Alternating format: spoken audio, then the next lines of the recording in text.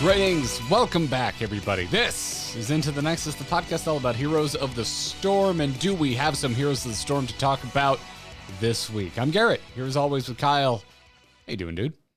I'm doing great. Oh, it's patch week. It's patch week.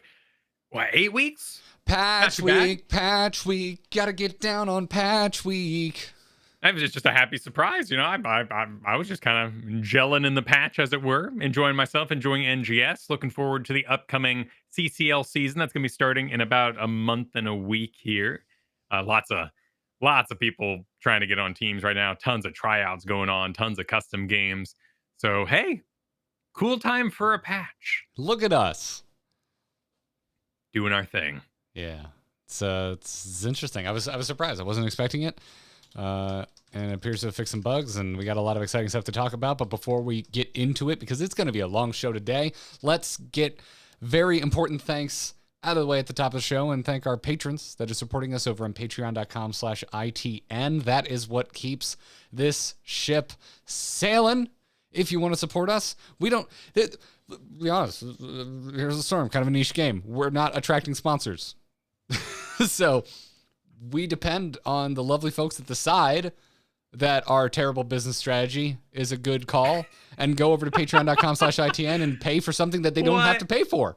I think of us more like, like classic radio, this is for the people, by the people, tote bag PBS. This is the show of the people because you like sitting there in your big gaming chair, feeling classy, playing some Heroes of the Storm, and you want to hear the news about Heroes of the Storm, and we love talking about it, frankly. So thank you to everybody over on patreon.com/ITN as we climb ever closer back to our guest goal.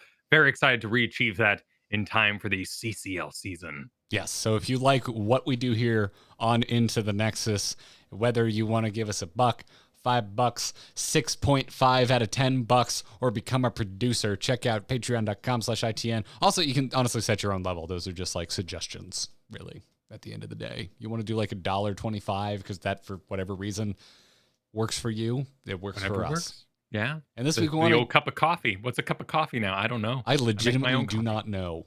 No. Yeah. It's so rare I just get coffee. Like, if I'm having coffee, I'm making it at home because I slow pour that business. I got a hand press. Oh, fancy. Espresso. Yeah. Fancy. Yeah. Damn. I still haven't had a Kyle coffee. I hear they're legendary. Oh yeah, well, I was once a barista in the heart of Chicago, downtown Chicago rush hour. I was making the coffees, so I can do it with my eyes closed, as it were. Well, patrons, thank you for making it so Kyle doesn't have to still be a barista. Not that there's anything wrong with being a barista, but no, it was a fun job.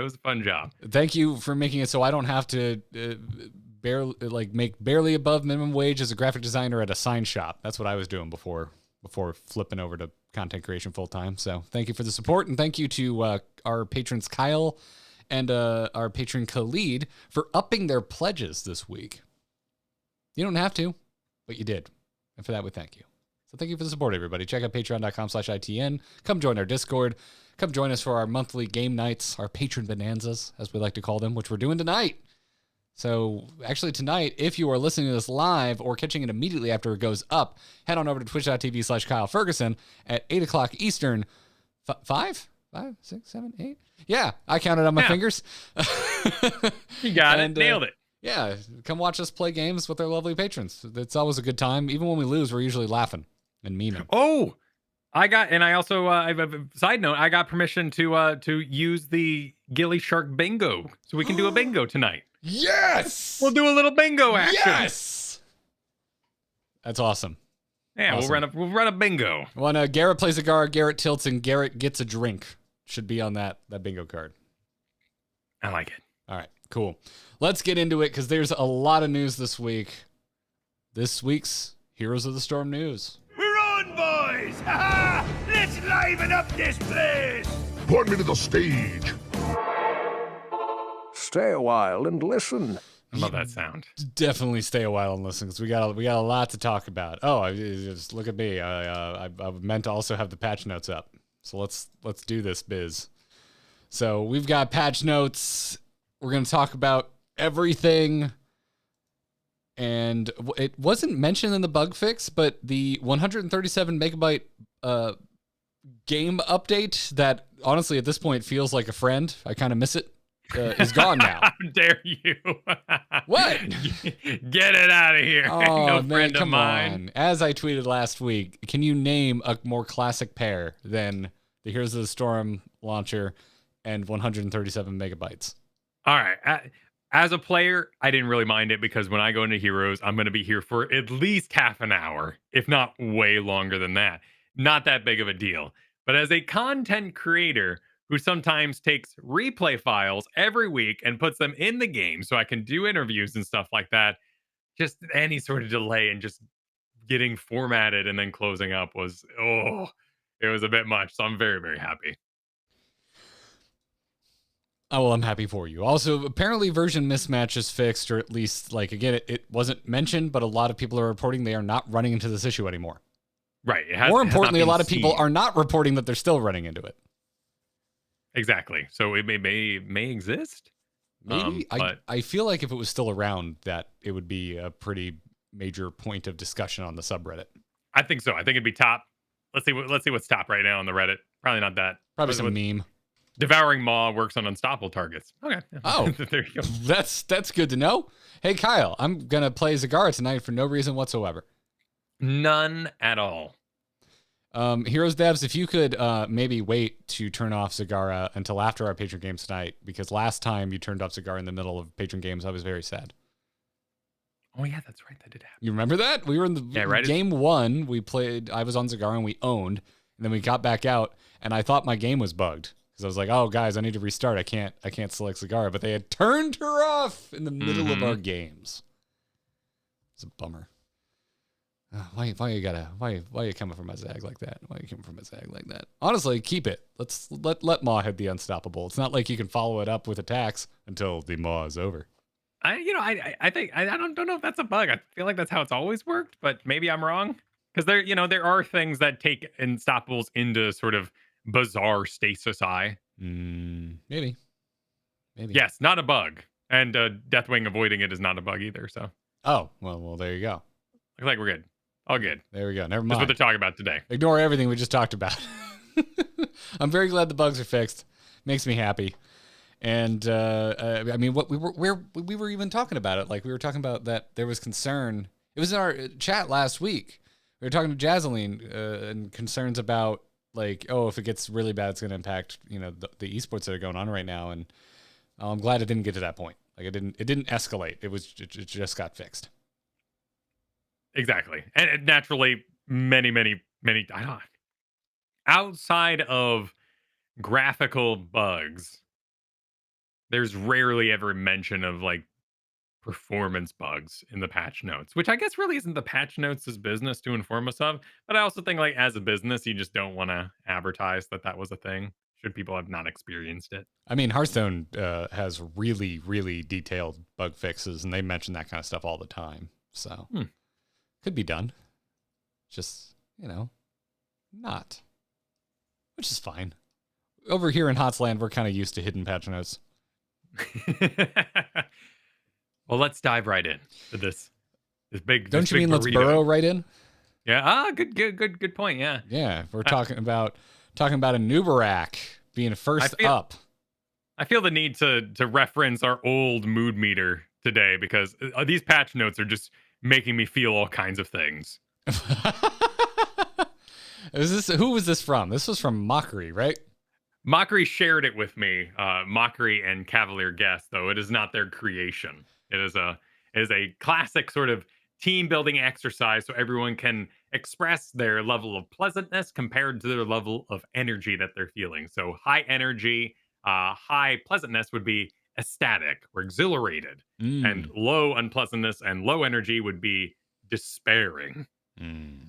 Gotcha. So it's honestly one of the best tools you can ever do for a team play environment, because when you have people you play with regularly, a morose or discouraged player for the night is going to be huge, particularly if they're your shot caller. Like your team's emotions are so important. And I just love this thing. So I would say with a Nubrak here, I'm feeling uneasy. Why? They're buffing talents that no one's taking. But that just makes a Nubrak better. I mean, does it make it better, or like we won't really know, because if we still keep going Beatles, then it really didn't have much of an effect. It's true. It's true. A Nubrak right now is often used to just ruin play, and I mean that in like a tactical sense. Like you have a stutter stepping Vala, you have a bouncing attacks, anything.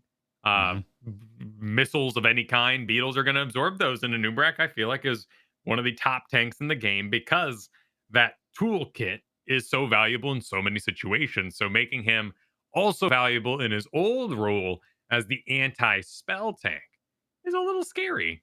He's a monkey wrench for sure. So level 1 Nerubian Armor got 5 more spell armor tagged on to the spell armor, going up to 25. At level 7 Subterranean Shield had its shield increased from 345 to 400. Urticating Spines at 13 had the damage increase from 80 to 90. This used to be like the go-to talent for Mr. Noob.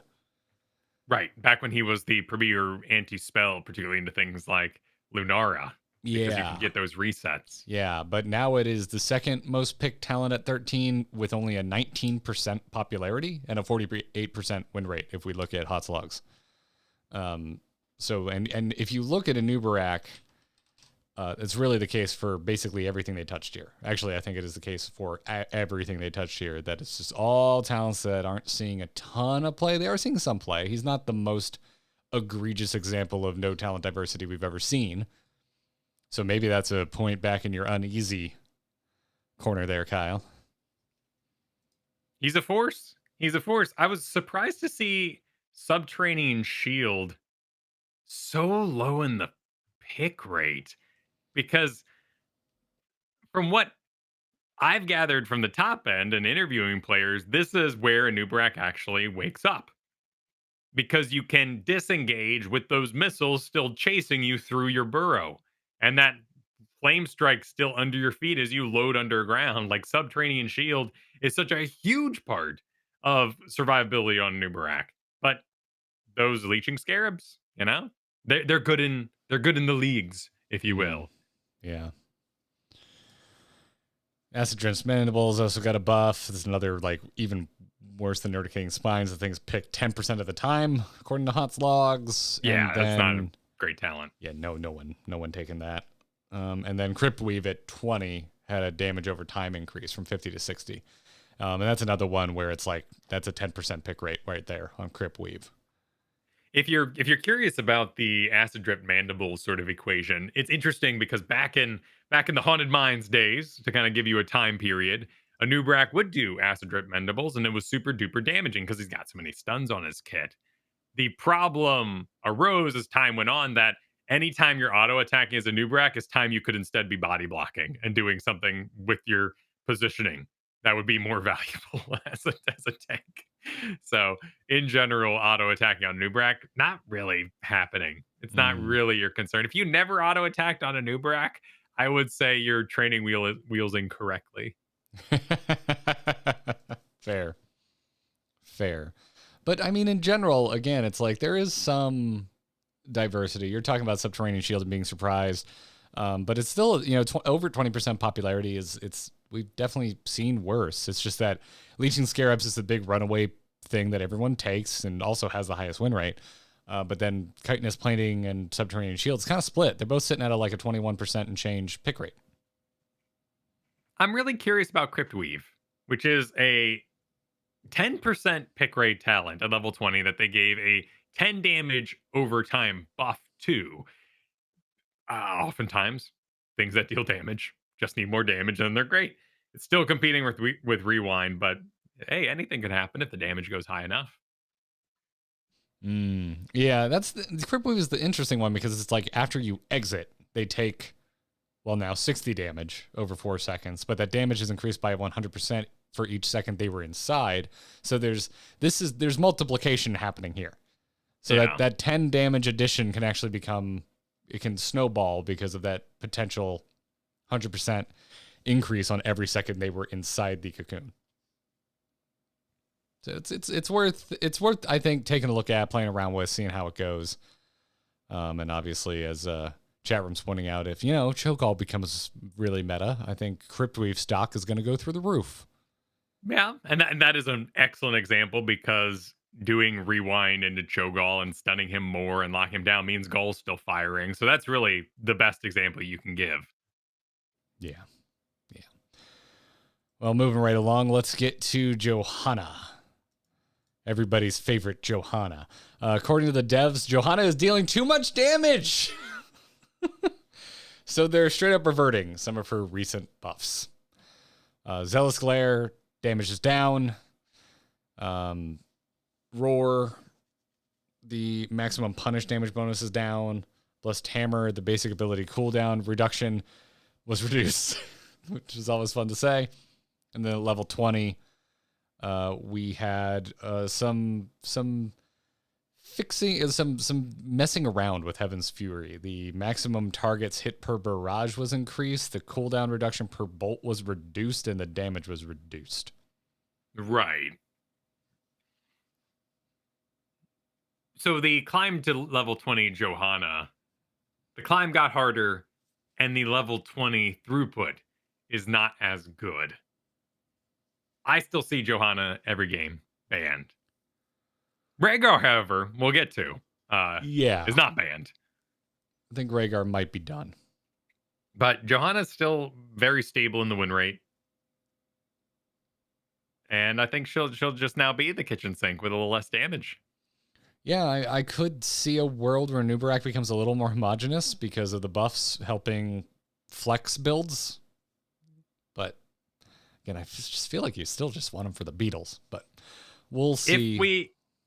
If this goes kind of down a draft path, we could see a world where we go back into Leeming and Greymane, Vala kind of stuff.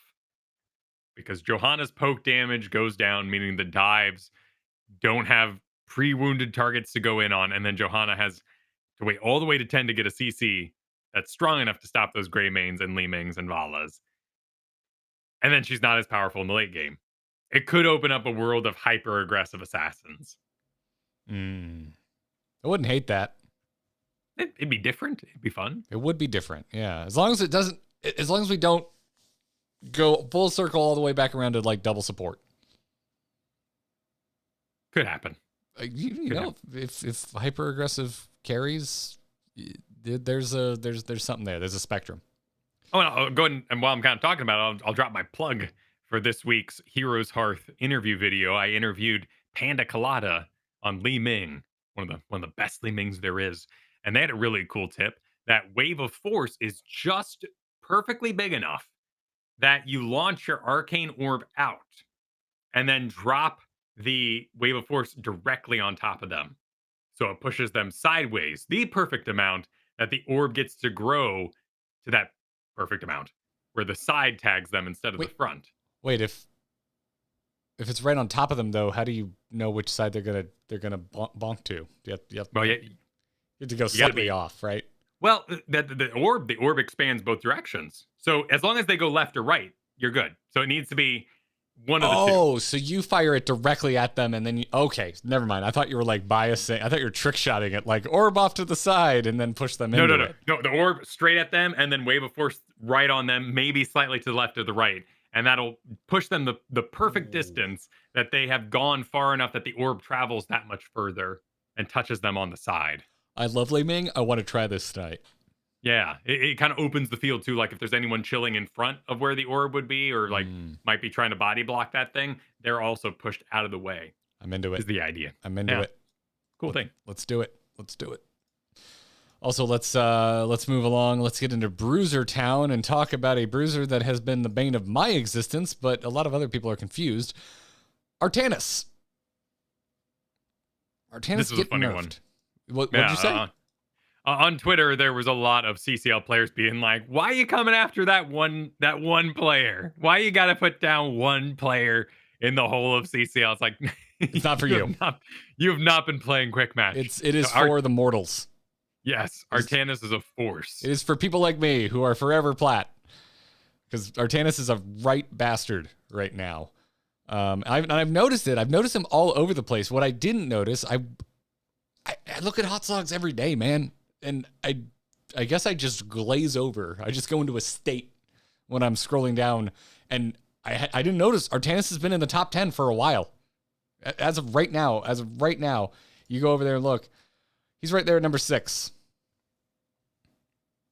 7. Sorry. Counting's hard. He's going down. He's going down. Yeah, he's already dropping a little bit.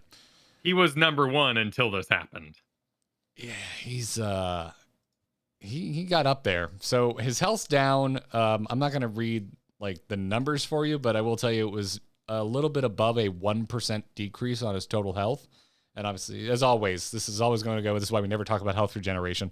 When they make health changes in this game, they always adjust the health regen to match whatever that change was. So if it went up 1%, regen goes up 1%. If it goes down 1%, regen goes down 1%. That's exactly what happened here. So his health's down a little bit.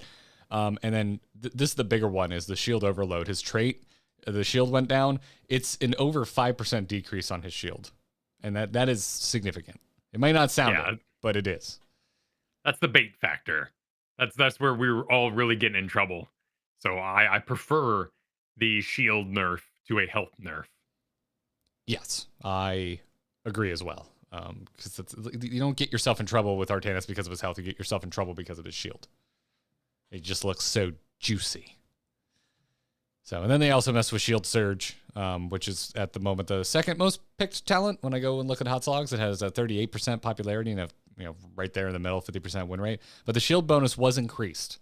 So if you want to make up for some of the shield that you lost, the shield bonus went from 75% to 80%. So, but you're gonna have to talent into it. Let's talk about the thing I'm the most excited about, Kyle. Would you say elated? I would say enthralled. Ooh. That's got some meaning. Thrall. Mr. Thrall here with a 1% health increase. Doesn't sound like much, but I'm here to tell you it feels like much. Thrall was great. And this is a stunt. This is advertising at its finest. It really is. He's currently like 20th from the bottom, so he's low enough to be a concern. This is not the kind of thing where I would look at Hot Slogs and go, "Oh, he's middle of the pack." He's definitely lower than middle of the pack. He's right around like Hanzo, Greymane, Cassie, and Stitches. So these heroes that we don't necessarily think of as bad, but we also don't really think about them as overperformers. And so that's where Thrall's just been hanging out. And so anyway, got 1% health increase. And then they, I think, really gave Elemental Momentum some love. Because if we go look at Thrall right now and see what his talent picks are looking like, Elemental Momentum is picked 8% at the time at level 20. And has a pretty abysmally low win rate. Do you know how hard it is to have a win rate that's low enough to be worth mentioning at level 20, Kyle? That's fair. You go to these stats websites, it doesn't matter. You go look at Hot Slogs, you go look at Hero's Profile. I'm biased, towards Hot Slogs. 20s are always going to have appealing looking win rates because there's games where one team gets to 20 and the other team does it, and the team that got to 20 tends to win. And so that's why there's always going to be higher win rates at level 20 at the level 20 talents. But Elemental Momentum is a good 5 to 6% lower than everything else at level 20, except World Breaker, which also has a pretty low win rate. But it's also giving Elemental Momentum. Yeah. So I've been playing. I've played like 4 or 5 Thrall games since the patch. I have a positive win rate, and I've gone Elemental Momentum every single time, and it feels good. I guess I haven't said what the hell they did to it. I'm just so excited. I'm weirdly excited about this level 20 change. But the cooldown reduction against heroes was increased from doubled to tripled. So basic attacks reduce Thrall's basic and heroic ability cooldowns by 0.25 seconds, tripled against heroes. Yeah, tripled against heroes. So you're doing 3/4 of a second every time you smack a hero. And let me tell you, it feels great. Because I've been just playing him in quick match. And so a lot of times I've ended up as essentially the tank for the team. So I'm getting a lot of hits in. And, oh, buddy, does it feel good. He feels like a proper freaking bruiser now. Granted, more of my focus here is on elemental momentum. But I had, anecdotally speaking, a lot of experiences this week where I felt like I should have died, where I took a lot of damage very quickly, and just skin in my teeth, stayed alive. But more importantly, I feel like that 1% buffer just gives me just a little more scenarios where I have time to react and pop the active healing that I've spec'd into. Okay. I feel like I'm surviving more than I normally would. And I think for me, as a more average player of Heroes of the Storm, this equates to I have more time to react and use those healing abilities that I would recommend you take. Very cool. Yeah. I'm super stoked on Thrall. All about it. I'm all about it. All right. You ready to talk Varian? A hero I tend to rag on a bit. Sure. In games. I'm of the belief that, it's hard to be a skilled Varian because there's not much skill there. You just kind of hope for a lead, and you hope to just compound that lead. But they made a change to Heroic Strike. The cooldown reduction from basic attacks is being increased from 2 to 3 seconds. And according to the devs, this change is meant to be a mild buff to both Taunt and Colossal Smash. And they say they want to see those Varians more often. Which is just really funny because the memeability of Twin Blades. Like, this is the kind of thing where I can't imagine this is actually the story, but I want to imagine that Kofalt was like in a game with the Twin Blades and was just like, that's it. That's it. I'm going to go incentivize Taunt and Colossal Smash. I'm done. I'm done with Twin Blades. What say you?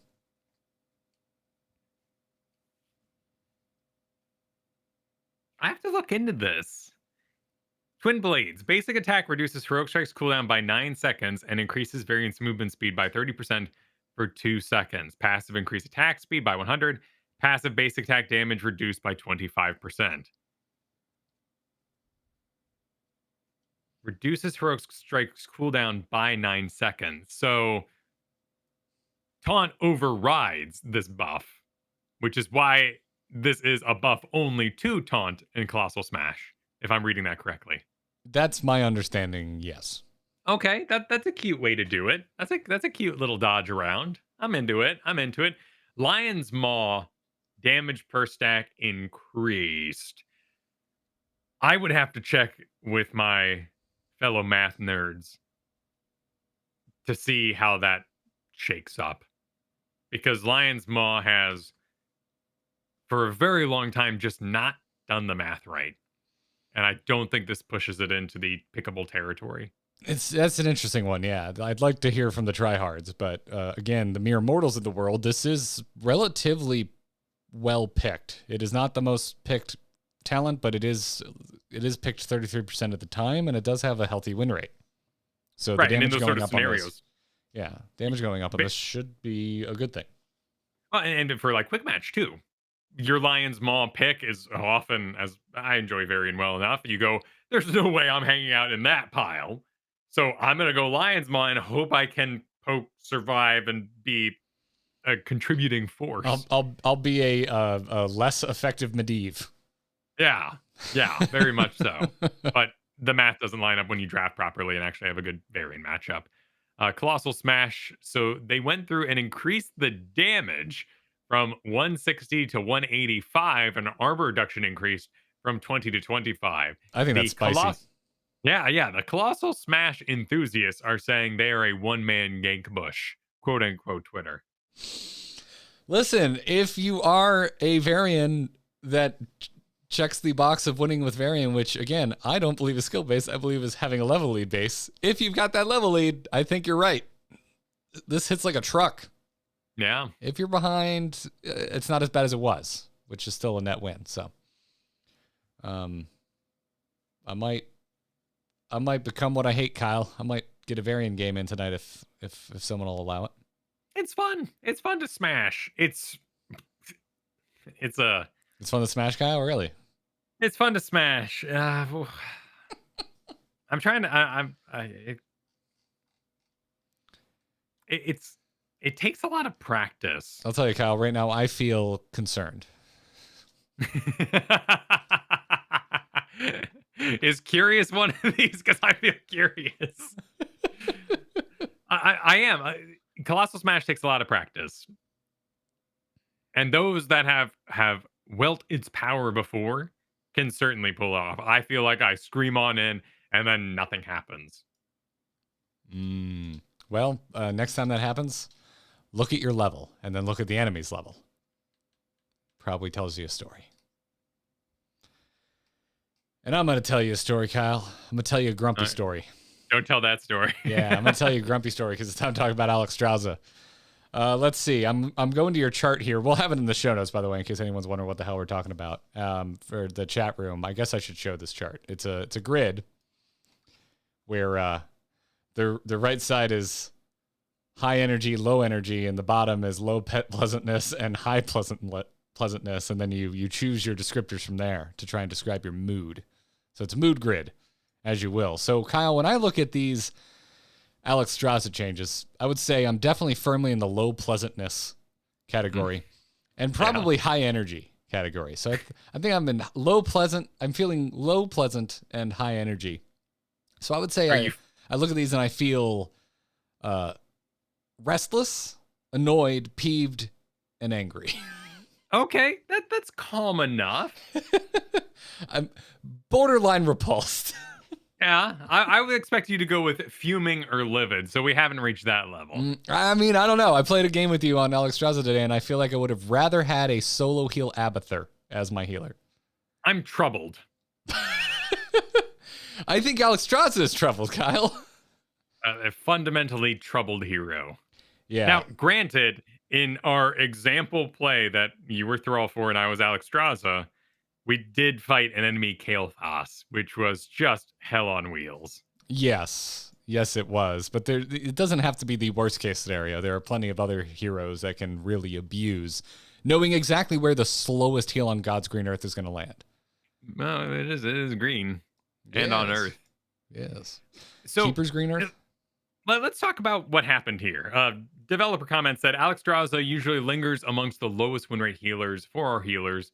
We're adding some baseline regeneration to help her healthier. To keep her healthier than before when sacrificing her health for being healed. Also, we're giving her some oomph at her level 16 talents. On paper, I definitely agree that Alexstrasza should have a more powerful, perhaps earlier power spike, because right now Alexstrazzas are very much for get me that 20 and then I'll shine. So pushing that to 16, really cool idea. I am of the belief that for normal games with normal people, you're not going to get to 20 because you can't keep your team alive. So you're going to be at a level deficit the entire game as a result of having Alexstrasza as your healer. Because you're just not going to get healed. You're going to die before the heal lands. So what they did to Gift of Life, the Q, additional functionality, passive, Alexstrasza's health regeneration is increased by 150%. So it now reads, sacrifice 15% of Alexstrasza's current health, healing an allied hero for 150% of that amount. With the passive regeneration, the idea being that your overall health will be higher since you're regenerating more, and your heals will be more beefy. I feel like this was always a creative idea. But then there's Anduin. who just heals. But there's no mana problems, there's no catch.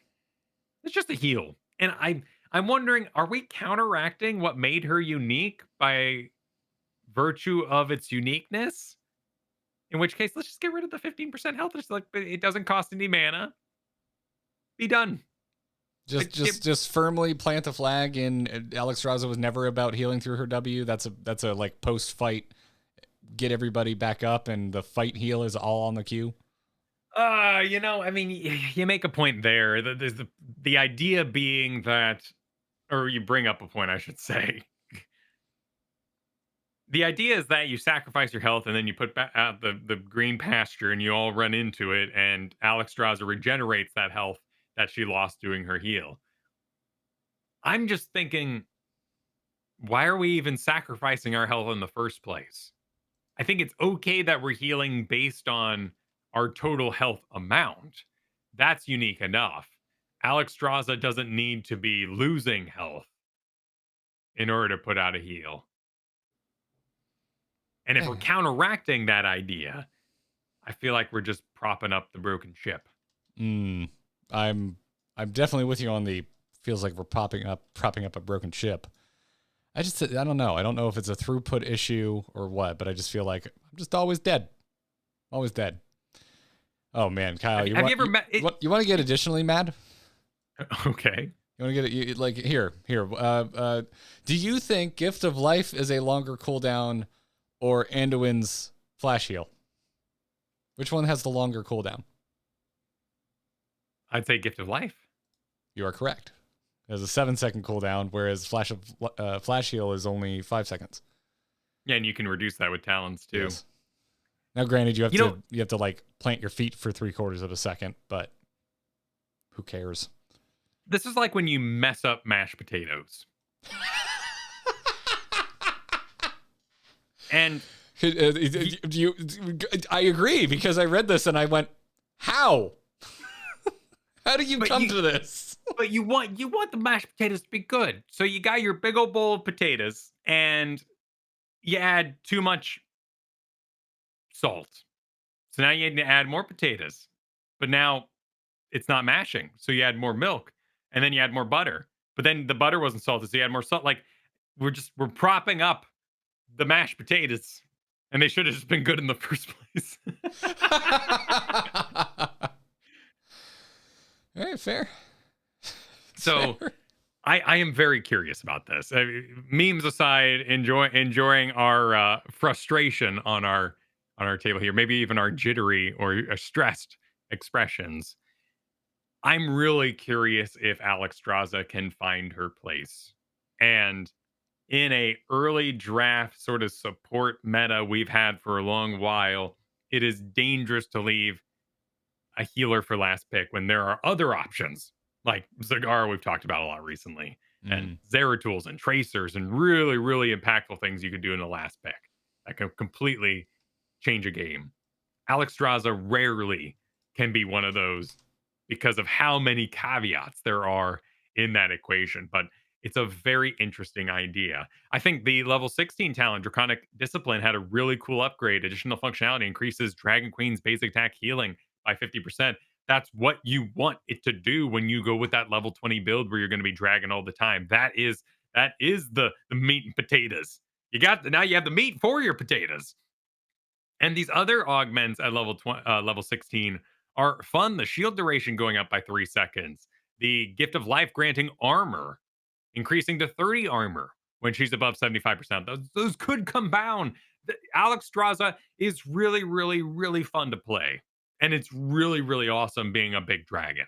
So I want this to be successful. As much as we might be trashing on this for our own enjoyment and curiosity, I want this prop up to work.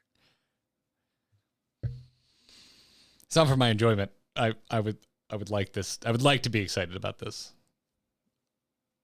but I don't see how you can be. That's my thought on this. Thrall, yes, even if it's a bit straightforward. 1% health. Buff. Yeah, man. Listen, F me up, fam. I love it. I think this is way more impactful than a 1% health buff, giving her increased regeneration.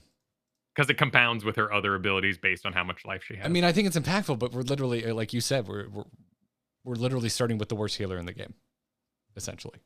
So we're putting a Band-Aid on something that just inherently is not working.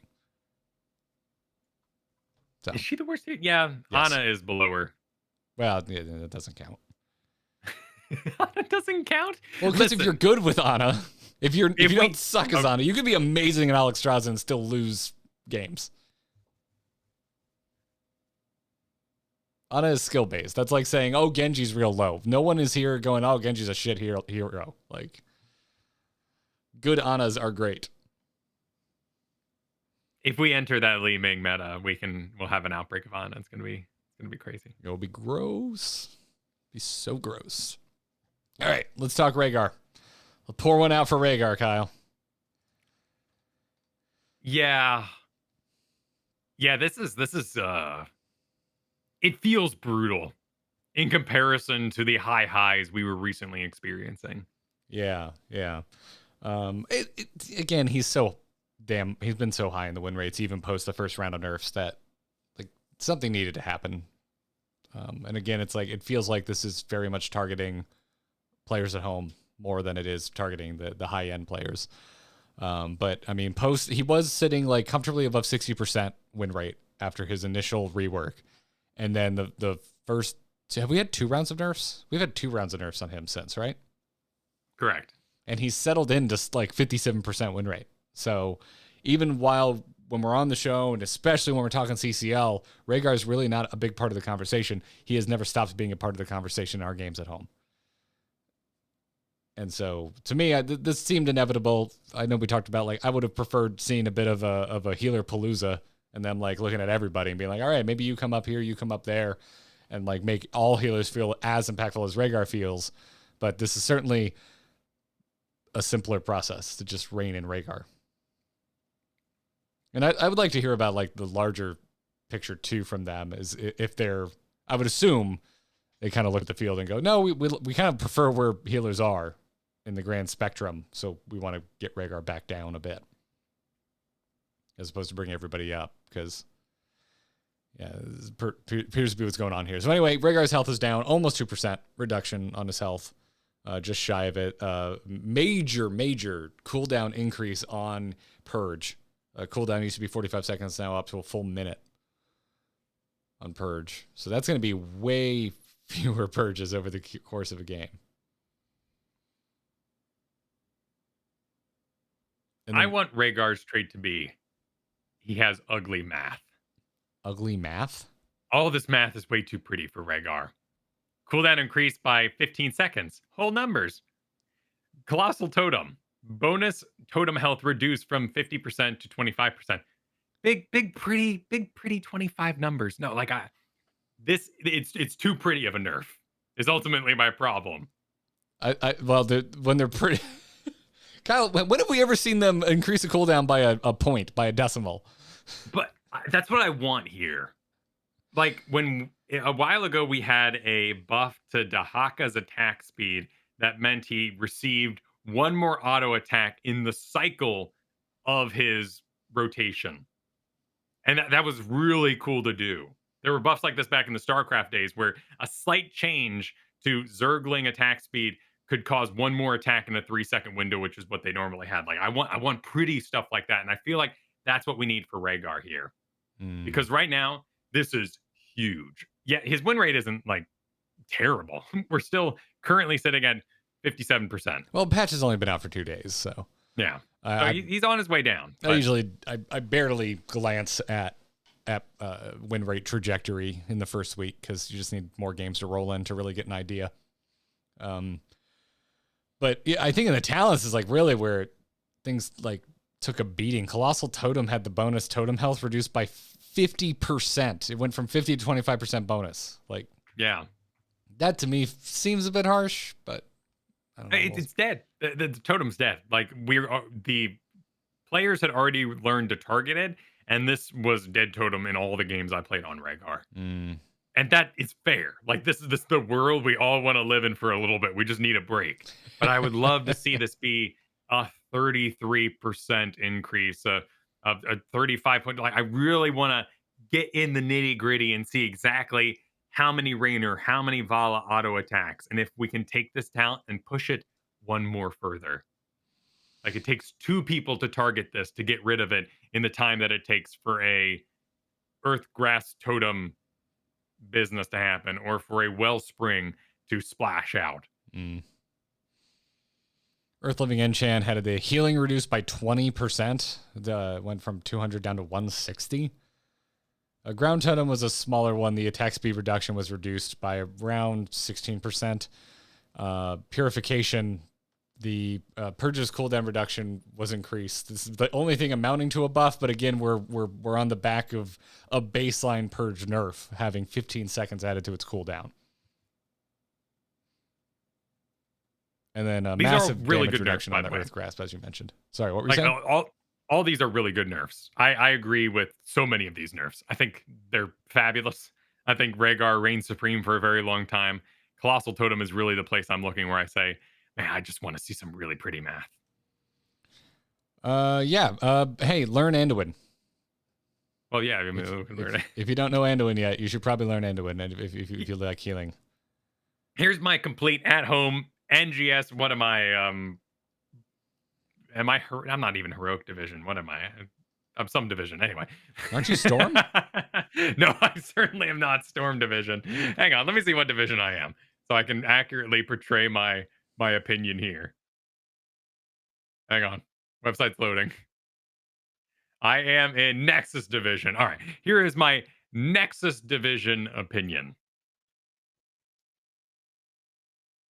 Colossal Totem, increasing the health in a meta where people are already adjusting and targeting the totem means that people are crazy to kill totems.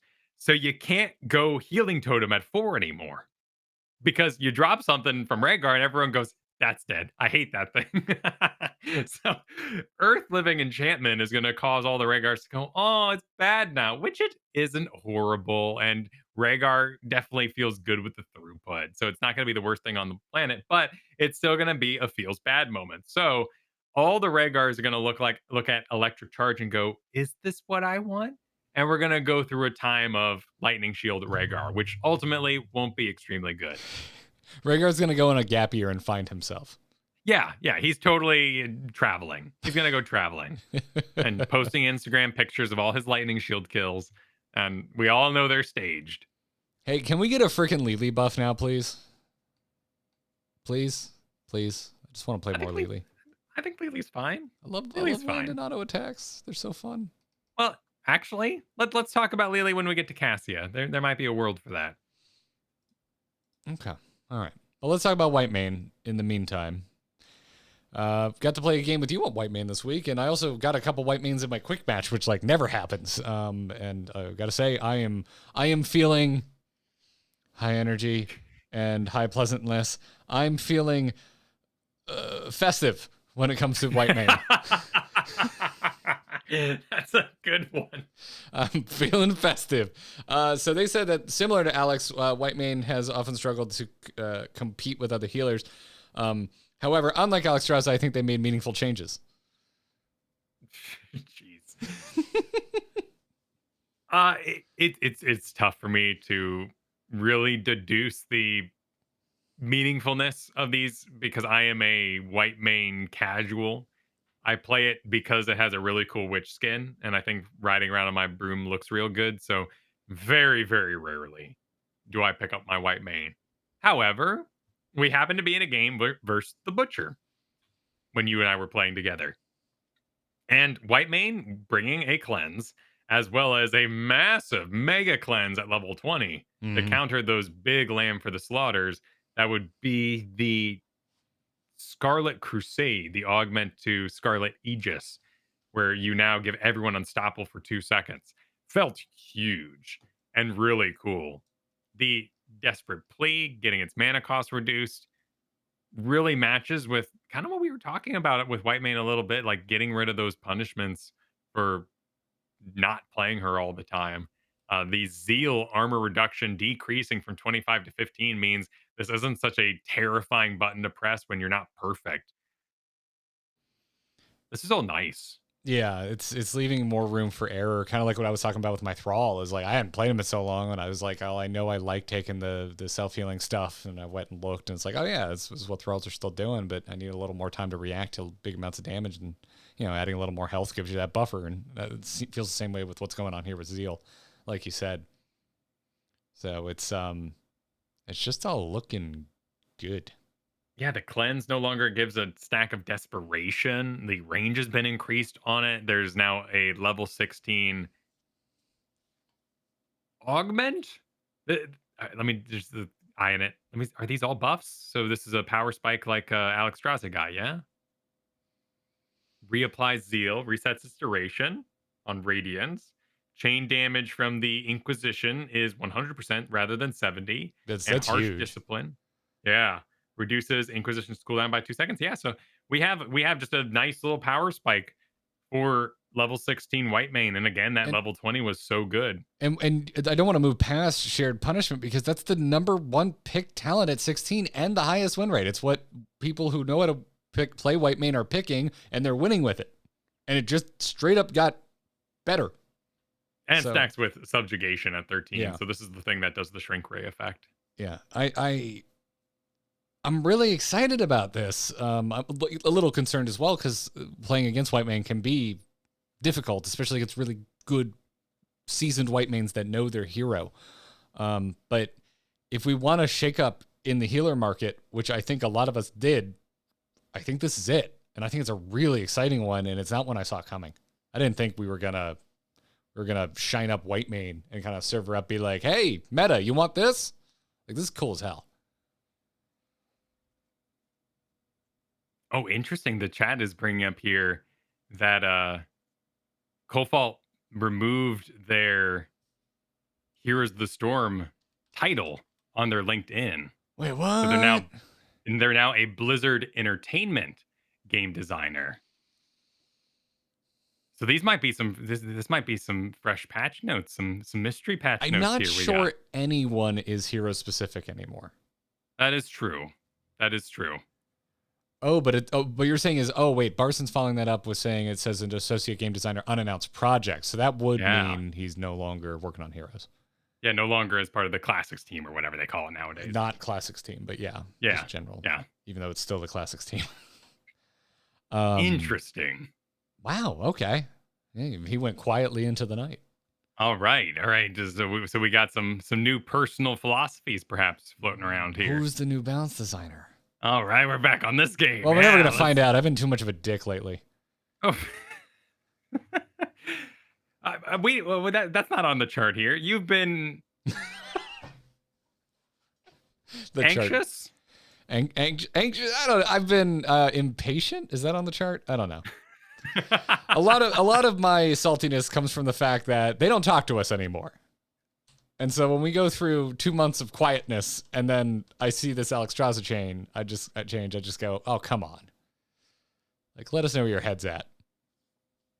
But anyway, alienated. I feel alienated, Kyle. Okay. There we go. That's interesting. That's a very interesting thought here. To me, my biggest, like, I don't want to dive into this. I'm stoked as hell that we have a patch, and I think it's a good patch. Alex Straza has just been on my mind a lot, so the fact that I'm not really excited about that is a bit of a bummer. But I think the rest of this patch is super stoked. No, all my saltiness really just comes through.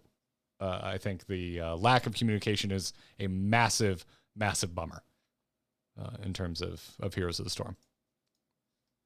We do see more than one augment to the 16, which is sort of the through line, maybe new idea project of changing where power spikes are. So I'm curious to see if in future patch notes we start to recognize that pattern of our new development team. Okay. New Balance team lead, if you will. Gotcha. If it even comes down to one person, like, who knows? Yeah, no, I've no doubt that these are multi-person projects. I mean, there is math involved, and well, and when we talked to both Kofalt and AZ Jackson, they were both like, "Hey, like, I'm just the person you know, but it's more than just me putting this stuff together." So it's good to remember that. Yeah, White Main, I'm really excited about this. Yeah, I don't have much more to say about White Main other than I think this is an absolute slam dunk. Like, to me, this is like, sorry, I got too salty. I feel like I came in here, I just wanted to take a swing at Alex Straza rather than give this the due it deserves. This, I think, is like super inspired and really surprising in an exciting way. This is the kind of philosophy we were talking about, like taking out some of those detriments you have and making the hero more approachable. and that allows me to play them. Frankly, I'm an Anduin one trick right now for my NGS team, and giving me other options. I'm starting to get banned out with one ban, and I'm flattered. But I could use some more ideas, and I'm very excited to put some work into Whitemane here. This is my new toy out of this patch. They can be all right, man. I think they're all honestly, out of left field. I think there's an argument for Uther right now. I think with Rhaegar going down, Uther has stabilized after the year of just kicking him in the balls that we had of all the Uther nerfs. But he has stabilized and has been healthily kind of climbing back up above a 50% win rate. And if you're looking for just pure heals, obviously he still has mana problems compared to your Anduin, but he also has bomb heals rather than just kind of steady. Anduin, he's a sustain healer. He's basically if you could heal with auto attacks, that'd be Anduin. Which he does heal with auto attacks, actually. You're right. You're right. But you know what I mean. Flash heal is kind of it's like bringing a Rainer because I just need damage to keep coming on. I bring a Flash heal Anduin because I just need heals to keep coming on. But I think there's an argument for Uther for home games. I could see it. But let's talk about Alarak, who has come up on our last few episodes. Yeah. They said that they're happy with the success that Alarak players are finding with Discord Strike and melee talents, but his other builds have fallen slightly behind. And that's exactly what we're seeing here. Ruthless Momentum, Negatively Charged, and Lightning Barrage at level 1, 4, and 16 all saw buffs. And all of them, except for Ruthless Momentum, are last place picks by ridiculous, absurd amounts. Lightning Barrage and Negatively Charged are picked 10% of the time. And they have low win rates. Ruthless Momentum does get picked a little bit more, but it's still pretty low pick rate. Pretty minor stuff. In particular, things like Lightning Barrage are very exciting to see touch because it's such a fun build. But really, it's just you're increasing the window you could get out that cast. So not necessarily a buff if you were spamming this, which you honestly were so excited to do that you almost never missed the second cast because you're just going cast as fast as you could, slamming those buttons. But it's all quality of life. I did see an Alarak this week. I do think that he could come online. There's a cute idea that I've had that we haven't gotten to do because Coffee is our sub. Hasn't gotten to play Alarak. Usually banned out very quickly of his main Kel'Thuzad and Alarak when he plays. It's the charge plus light bomb, where he charges up in the background, and then you put light bomb on it and it zooms in. That I really want to give a go of. Well, maybe we can get up to it in our patron games tonight. Yeah, we'll see. That'd be fun. Also, maybe you can get up to some Cassia. How excited are you about this? I am thoughtful. You're going back to the damned grid, aren't you? I am thoughtful. High pleasantness, perhaps low energy. This is a very dangerous build to pull off, in my opinion.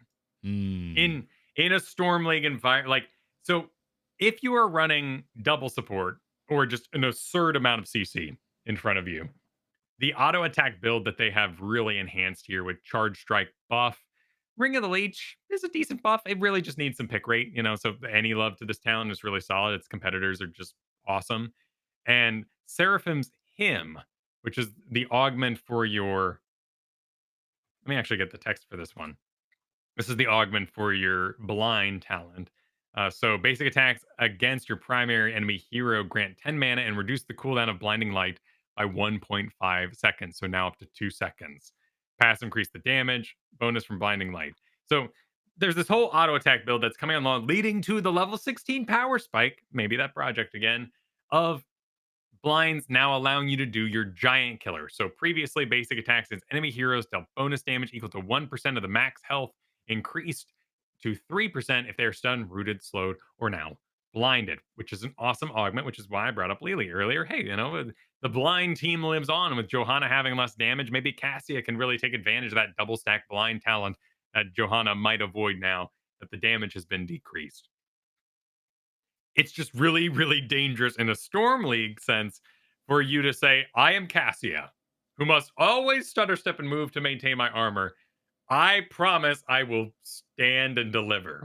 Do you agree with their philosophy then here? Because the dev comment is not trying to hide that. It says straight up, this build requires riskier playstyle. So we're trying to increase the payoff so that players think that that danger is worth going this build. And I think it can be with double support. And I'm wondering. Oh, no, don't just move past that. Well, drop that's the truth of it, though. That's the truth of it, though. Like, you need that armor. Can double support supply you with the armor that you're missing because you are now an auto attack machine? You need a lot of support to not take advantage of that armor. Whereas the other build, which is the one I love with all the thunderstrokes and the static electricity and all that, is just it's a cannon. It's a machine gun. You're just dancing along the back line, firing these big javelins constantly, and then going in for the kill with that lightning fury enchanted fend. So we tried to run this week. Our enemy avoided all our team fights because we were double support, so they did a great job. They said, hey, you don't have the lane clear because you went double support. We're just gonna run around you every time. And I tried to stutter step all the time, and it was really hard to do a Nubarak because a Nubarak beetles were constantly in my face and my auto attacks would hit beetles instead of heroes. Because I'm not amazing. I'm Nexus level. So I'm wondering if in that double support environment, I should have said, you know what, 30 armor is not that much when I'm double supported. Let me plant my darn feet and just right click a Nubarak until the cows come home. So this philosophy is spot on. It's a really fun build to do. I'm curious how much power it has. I think Cassia is better now for it, though, because early pick Cassia, I think it's still solid. And then if you see a chance to do this in your game, martial law hits like a truck. I 1v1'd to Skeleton King last night, Leoric, thanks to the level 16 build. And that's no pushover. That's good to know. That's good to know. So it sounds like she's a bit like you just always jump back on her. You played enough of her that you haven't fallen off. Oh, yeah. The bicycle. Yeah, It doesn't take any practice. Just, kazoo away. Rexar and Zagara for me. Exactly. Well, let's move on to some ARAM love, specifically, because Chromie can't take slowing sands in ARAM anymore. There are very happy people out there. It's horrible. Actual years of people asking for this. This is actually really rad. I think it's cool that they're still thinking about this and still keeping an eye on ARAM and making sure it's a healthy place to go play games. I feel tranquil.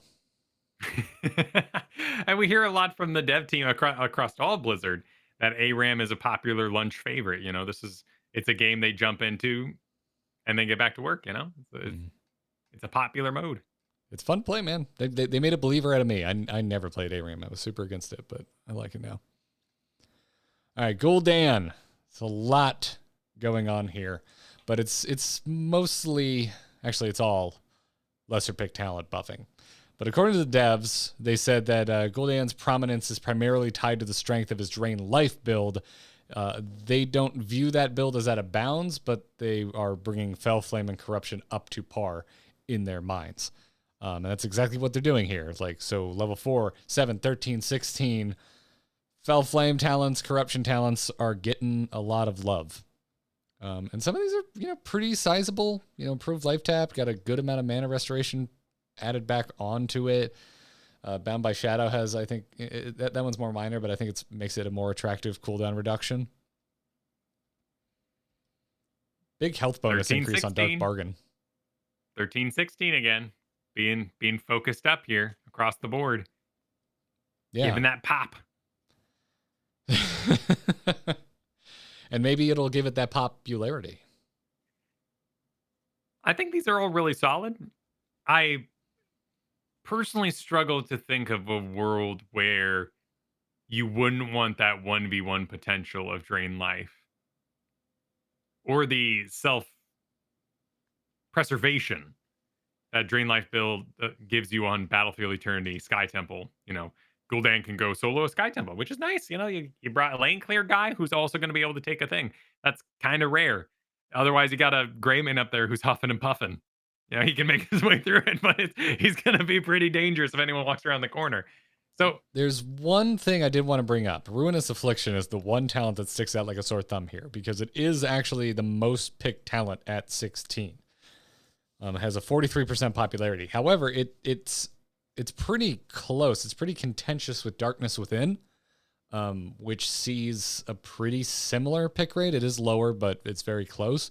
And Darkness Within has a way, way higher win rate. It's very easy to use. So Darkness Within deals 600 damage to enemy heroes, causing... Wait, what's this about 600 damage? It deals 600 damage to enemy heroes... dealing 600 damage to enemy heroes causes the next cast of Life Tap to cost no health and grant Gul'dan 25% spell power for 5 seconds.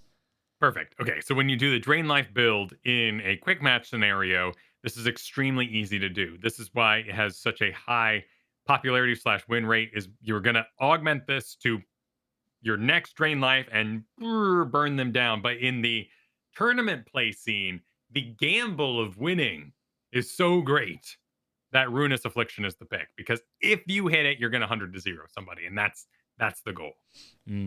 Gotcha. So this is more power into that tournament scene. So you're right to kind of look at it cautiously. Yeah, it's worth bringing it up though, because like let me drag the tab over for the people viewing. Like if you look at level 16, the win rate spike on Darkness Within, that looks like old school Kael'thas level win rate spikes. Like that's wild. So if you're in the market for an at-home Gul'dan, that's I think what you want to be looking at. Even though I think these changes are exciting, and maybe we'll end up on a different build Gul'dan. Personally, I think in at-home games, like his win rate is low enough that I think he could stand to benefit from some baseline buffs. Like a Nubarak, I think he's already solid if lesser picked, and we could. It's not really what the meta is looking to shape up to be, but hey, if Gul'dan starts working out, we could get into all sorts of weird stuff. We need hipster heroes too, to be honest. This is not maybe doing a joke. Yeah. Like you need heroes that are solid, even if they aren't meta. Because there's players like you that love that kind of stuff. That is true. All right, we're bringing it home with a hero we don't talk about very often. Sergeant Hammer. I feel like when we do, we're usually complaining about a game we were just in. It is a feast or famine sort of business. Oh yeah. Oh my god, dude! My very first Thrall game out of the gate against the Hammer, and I felt like a god. It was amazing. Just hitting the wolf, running in, just going nuts. Like, and I had a team that followed up on my charge. I would lead the charge every time, and they'd be like, "Oh, this guy is actually landing the root on Hammer. Let's do this." And it was some of the most fun I've had in Heroes in like a month. It was so satisfying.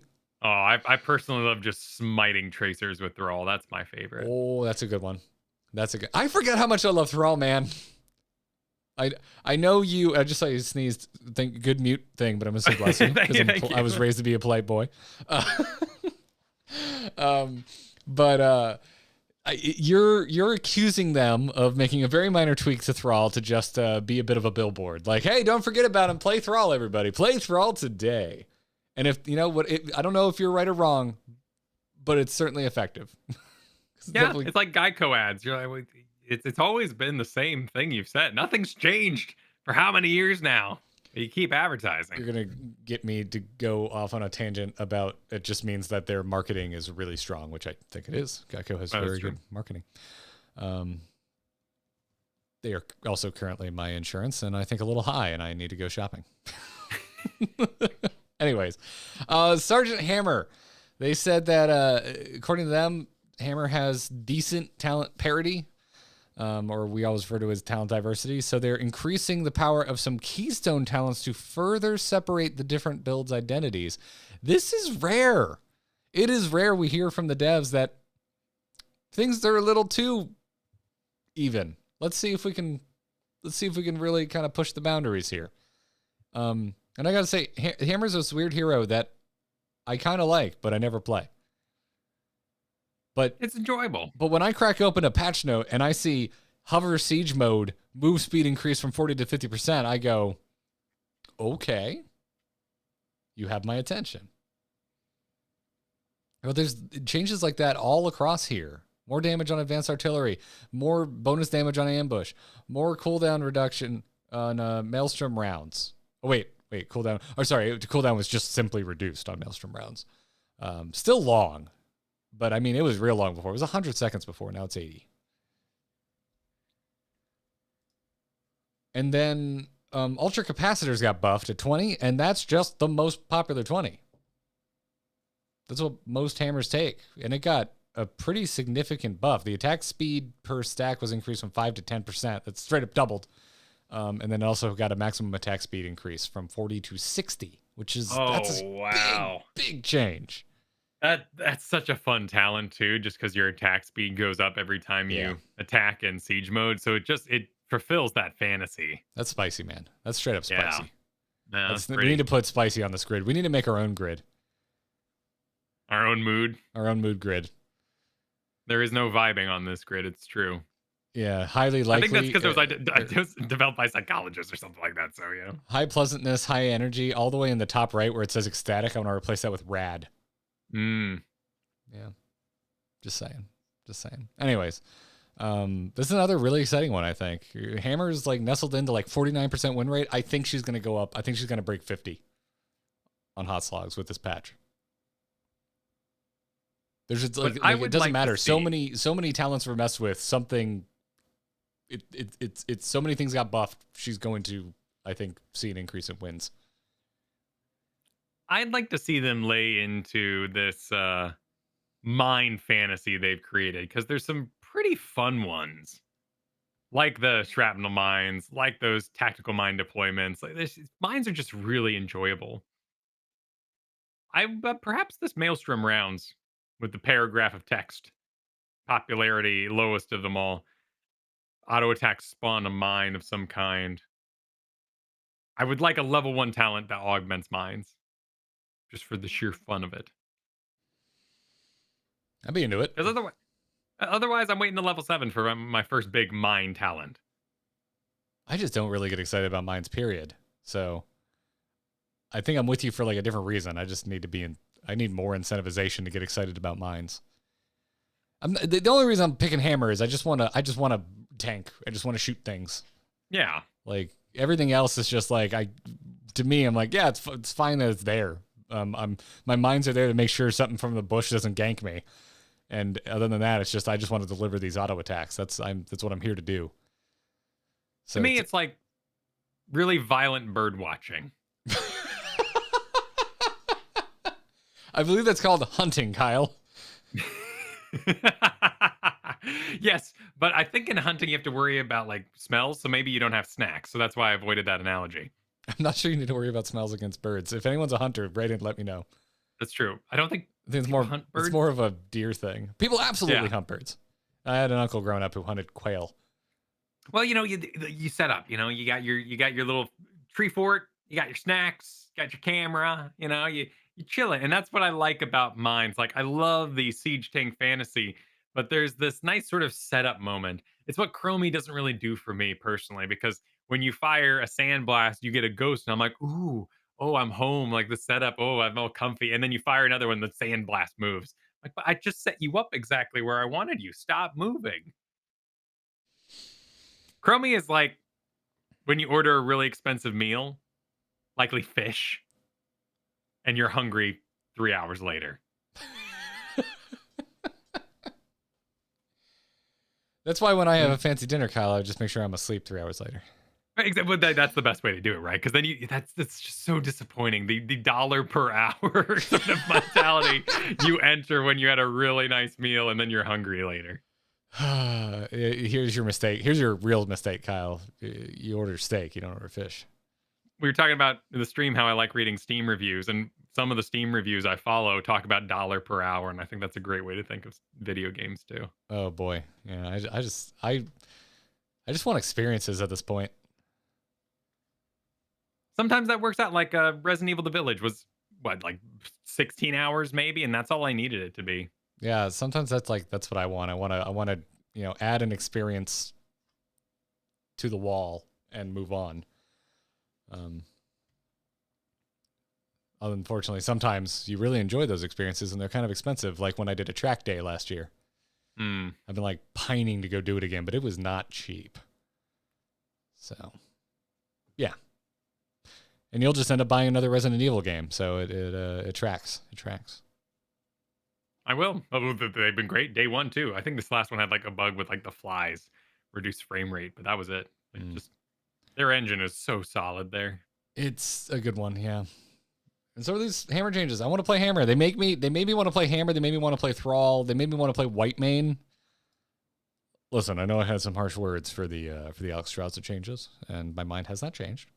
But I think overall, I think this is one of my more favorite patches of the last, I'd say maybe 4. It's not as bombastic as some of our older patches were when it came to why you want to try a hero. It just targeted really good heroes. And in that way, it's a huge success. Yeah, absolutely. But I think it's subtly bombastic. I think the Hammer changes, the White Mane changes, and maybe even the Varian change, specifically to Colossal Smash. I think those are bombastic. And a Nubarak even. I think a Nubarak might even qualify. That's a big question mark. Because beetles are just so good, you just want a beetle. But I don't know. I kind of got hope in that one. Because if you need to flex as an Nubarak, it's better now. If you need to flex off the beetle build. I'm really interested in Alex Strauza. I think I'm really curious if that math can work out and if regen in a more structured environment like an Infernal Shrines proper draft where I have time to actually enjoy the regen rather than what do we do, like a crazy quick match, cursed hollow, nonstop fighting where regen did not matter. I'm still really curious about that one. So I'm not ready to be done with that hero just yet. For me, it's I don't know. Like, only thing that I think would have disappointed me more is a Junkrat buff. Sure. Which is honestly that we did to avoid that conversation on another show. I'm a little concerned about Gul'dan buffs because then you enter Junkrat metas to counter the stationary Gul'dan. So the rock paper scissors could take us into Junkrat. I think Junkrat Gul'dan, like, it pains me to admit this. I think Junkrat is niche enough, and I think Gul'dan is niche enough that I'm not as worried. I don't share your concerns, but also you are concerned about NGS, which is a different type of concern. Well, and right now with Li Ming and Greymane seeming like these up and comers, that's a no Junkrat zone.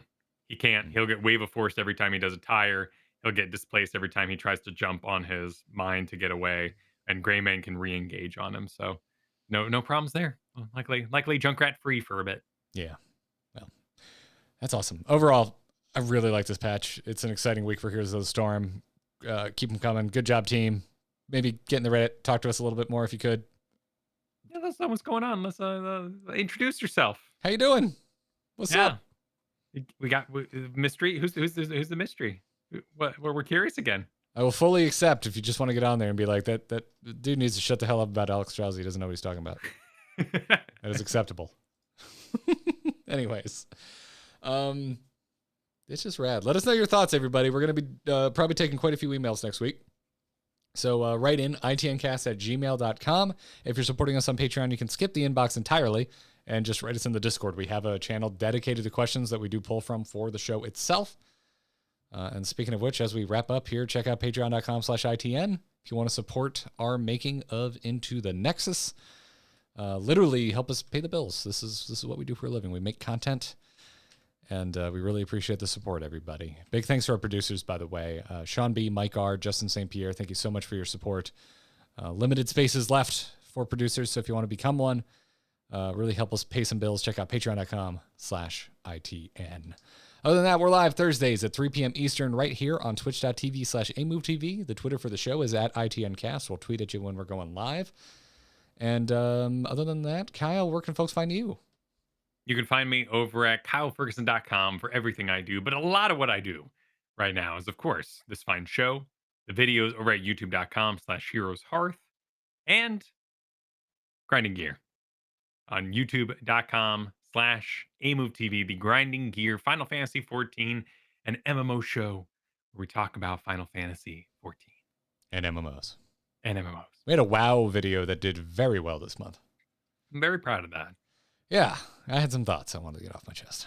But yeah, check it out. youtube.com/AMoveTV. That's a big thing I want to promote as well. Grinding Gear with Kyle and myself. We're playing through Final Fantasy 14 for the first time, and you can follow our journey there. We're also streaming on Mondays, and we've been slotting in a surprise second stream every week when we can. That's on the YouTube. So youtube.com/AMoveTV for that.